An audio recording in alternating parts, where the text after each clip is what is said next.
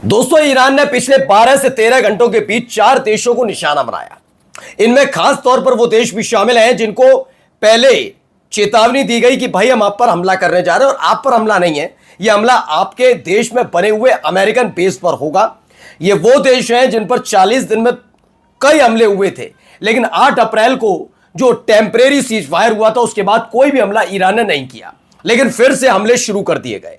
मैंने कहा था कि 9 तारीख बीतने के बाद काफी कुछ तब्दीलियां आएंगी, और वो तब्दीलियां शुरू हुई। 10 तारीख से हमले बेहतर, मतलब बड़े हमले शुरू हुए, और देखते ही देखते इसकी जद में कई देश आते चले गए। अभी तक खबर थी कुवैत से, बहरीन से, जॉर्डन से, लेकिन अब खबर निकल कर आ रही है कि इसके साथ साथ कतर को और यूएई को भी टारगेट किया गया है, क्योंकि एक दिन पहले हमने आपको खबर दिखाई कि कैसे ईरान के एक पेट्रोकेमिकल फैक्ट्री पर में धमाका हुआ था, जबकि ईरान ने इसकी पुष्टि नहीं की, वो हमला है, लेकिन फिर भी उसको लेकर जांच पड़ताल चल रही थी, और उसके बाद ही यूएई और कतर पर हमले की खबर है। इसके अलावा कहां कहां और हमले हुए वो बताऊंगा। और बहुत बुरी खबर यह है, फिलहाल आपने अपने देश के अंदर ही देखा होगा, सिलेंडर की बड़ी दिक्कत थी, गैस की दिक्कत थी, उसके साथ साथ पेट्रोल डीजल को भी लेकर थी। वैसी स्थिति दोबारा बनने जा रही है क्या? क्योंकि फिर से स्ट्रेट ऑफ हॉर्मुज बंद। जी हां, स्ट्रेट ऑफ हॉर्मुज टेम्परेरी तौर पर पूरी तरह से बंद कर दिया गया। बंद ये कैद कर दिया ईरान ने ऐलान कर दिया है, और ऐलान क्यों करना पड़ा वो भी दिखाता हूं। नमस्कार, मैं हूं प्रज्वल गौतम और आप देख रहे हैं टाइम्स एक्सप्रेस। यहां हमले की एक वीडियो, एक क्लस्टर बम है जो दागा गया है।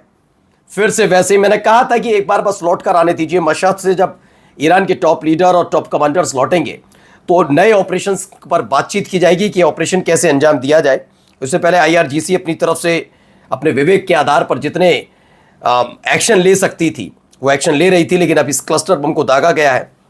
ऐसे 4 देश बताए गए हैं, जिसमें अल अजराक एयरबेस है जॉर्डन में, वो अल उदैद एयरबेस है कतर में, वो 5th फ्लीट बेस बहरीन में। ये तो 3-4 दिन से धुआं कर ही दिया है। जॉर्डन में अल अजाक एयरबेस, इस पर भी लगातार हो रहा है।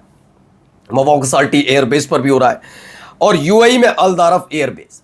इन 4 एयरबेस पर और 5th फ्लीट, 3 एयरबेस और एक 5th फ्लीट जो है उनकी नेवल बेस, उस पर बड़ा हमला किया है। ये हमले लगातार बीतते वक्त के साथ और बढ़ते जा रहे हैं।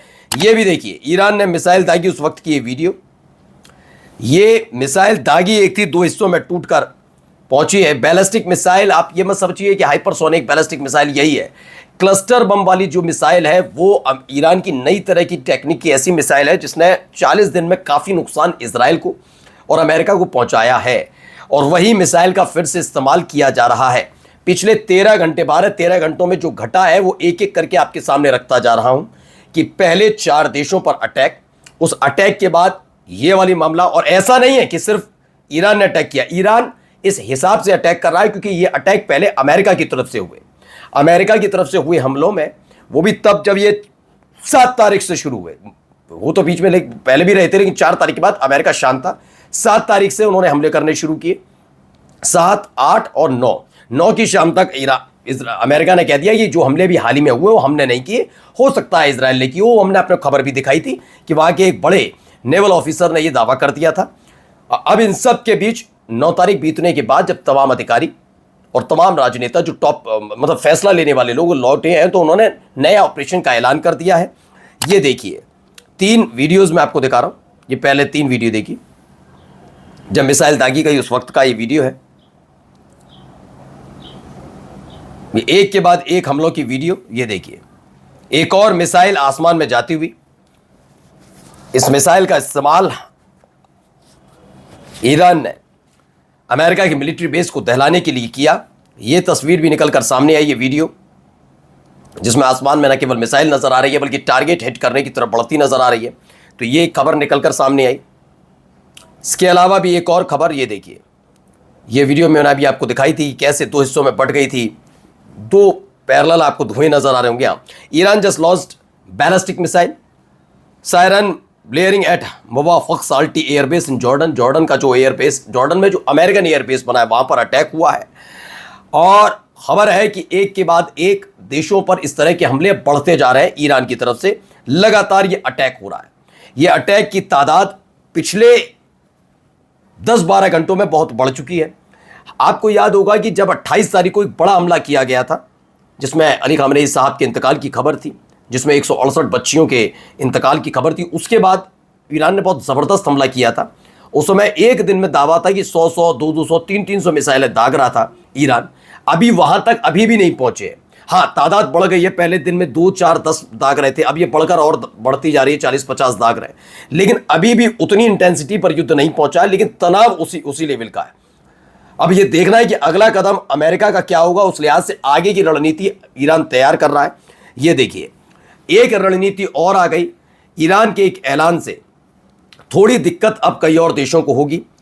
अब ये तय करना उन देशों को, वो इसके लिए ईरान को जिम्मेदार मानते हैं या वो इसके लिए जिम्मेदार अमेरिका को मानते हैं, किसको ये जिम्मेदार मानते हैं। और ईरान और अमेरिका के बीच जो एमओयू साइन हुआ, उसमें इजराइल की दखलंदाजी, उसको जिम्मेदार मानते हैं किसे? क्योंकि खबर है straight of Hormuz is closed. आपको बता दें कि एक cease fire MOU, cease fire भी नहीं कहूंगा, सीज फायर टेम्परेरी था। एमओयू जो साइन हुआ था उसके मुताबिक उसमें एक क्लॉज था कि ईरान 60 दिन तक किसी भी जहाज को रोकेगा नहीं, जाने देगा। उस क्लॉज के साथ अपना एक शर्त जोड़ी थी ईरान ने कहा बिल्कुल क्लियर, हम 60 दिन तक बैठकर बातचीत करेंगे, क्या क्या किया जा सकता है, मुआवजा है, बहुत सारी चीजें हैं, उसमें बातचीत थी।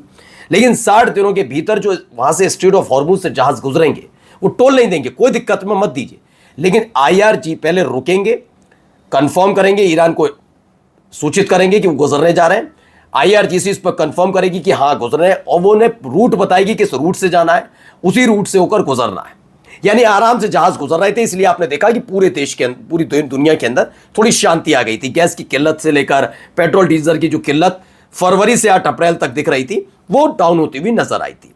लेकिन अब स्ट्रेट ऑफ हॉर्मुज दोबारा बंद हुआ, क्योंकि अमेरिका ने जब ईरान के अंदर मातम था उस समय हमला किया, और उसके बाद अब ईरान ने जब अटैक किया तो उसने दोबारा से स्ट्रेट ऑफ हॉर्मुज को बंद कर दिया है।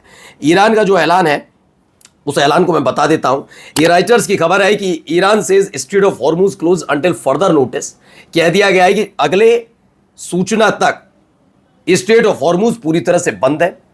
अब कोई बातचीत इस पर अभी नहीं हो रही है, फिलहाल अभी से बंद कर दिया गया है, और आगे सूचित किया जाएगा अगर स्थिति बनती नजर आती है या कुछ होता हुआ नजर आता है तो। फिलहाल स्ट्रेट ऑफ हॉर्मुज को अभी फर्दर नोटिस तक बंद कर दिया गया है, ऐसी खबर निकलकर सामने आई। ये खबर तो यहां ये रही। अब आते हैं दूसरी खबर पर।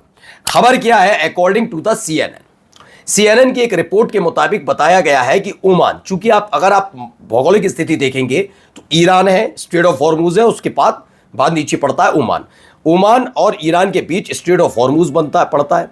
चूंकि स्ट्रेट ऑफ हॉर्मुज पर ताकत के हिसाब से ईरान का लंबी समय से, मतलब समझिए कंट्रोल है, कब्जा तो नहीं कहूंगा, कंट्रोल। वो तो युद्ध की वजह से उसने अपना ताकत दिखाई और कब्जा नजर आया। अब कहा जा रहा है कि ओमान ने एक प्रपोजल दिया है कि उसी स्ट्रेट ऑफ हॉर्मुज को 2 भाग में बांट लिया जाए। एक होगा ईरान वाला स्ट्रेट ऑफ हॉर्मुज और एक होगा ओमान वाला। ओमान वाले स्ट्रेट ऑफ हॉर्मुज से बिना पैसे दिए और बिना किसी रिस्ट्रिक्शंस के लोगों को जाने दिया जाए। वहीं उत्तरी जो स्ट्रेट ऑफ हॉर्मुज है वो ईरान के कब्जे में रहे, वहां से भी लोगों को जाने दिया जाए, लेकिन बिना फीस के जाने दिया जाए। लेकिन खबर है कि अभी ईरान ने इस पर अपनी कोई प्रतिक्रिया नहीं दी है। नमस्कार।